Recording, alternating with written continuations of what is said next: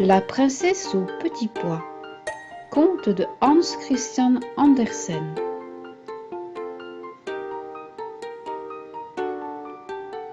Il était une fois un prince qui voulait épouser une princesse, mais une vraie princesse. Il fit le tour de la terre pour en trouver une. Mais il y avait toujours quelque chose qui clochait.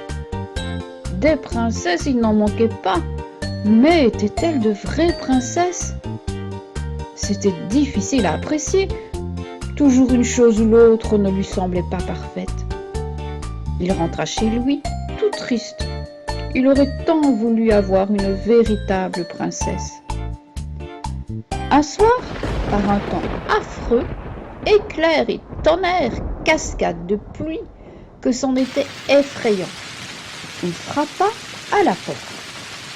Et le vieux roi lui-même alla ouvrir. C'était une princesse qui était là, dehors. Mais grand Dieu, de quoi avait-elle l'air dans cette pluie, par ce temps? L'eau coulait de ses cheveux et de ses vêtements, entrait par la pointe de ses chaussures et ressortait par le talon. Et elle prétendait être une véritable princesse. Nous allons bien voir ça, pensait la vieille reine. Mais elle ne dit rien. Elle alla dans la chambre à coucher, retira la literie et mit un petit pois au fond du lit. Elle prit ensuite 20 matelas qu'elle empila sur le petit pois et par-dessus, elle mit encore 20 édredons en plumes d'eider. C'est là-dessus que la princesse devrait se coucher cette nuit. Au matin, on lui demanda comment elle avait dormi. « Affreusement mal, répondit-elle. Je n'ai presque pas fermé l'œil de la nuit. Dieu sait ce qu'il y avait dans ce lit.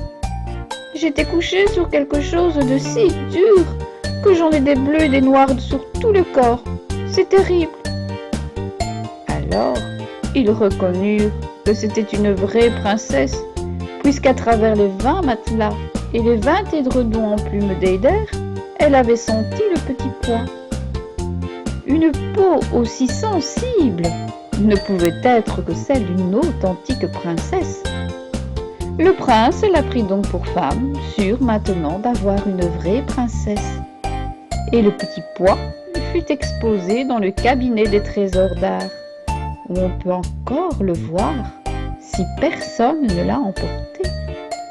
Et ceci est une vraie histoire.